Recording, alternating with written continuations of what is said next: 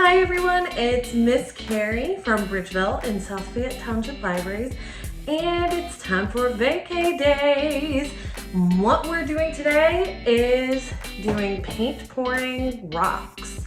So let's see what you'll need. So what you'll need is something to hold your paint and materials, some rocks, and some paint. Now that you know what you'll need, let's get started. So what we're going to do, we're going to take our paint, which I just have ready to pour paint, but there are instructions online on how to make your own paint pour acrylic paint. So I'll have a link in the bio for that if you would like. You want to shake up your paint a little bit, and then from a distance you can start pouring your paint.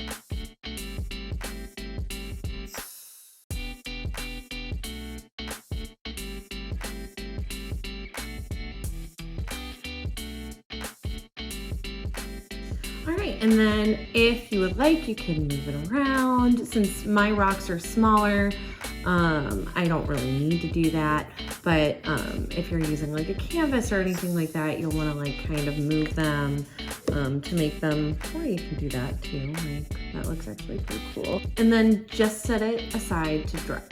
So this was a super fun craft. It was super easy, and I think they turned out really well. Like, I love all the colors that I chose. This looks a little bit more marbled than this guy, but if you look at the backs, they look pretty marbled as well. I think it would be really fun to do this with canvases instead of rocks, but this makes for a super easy, super cheap craft with the rocks.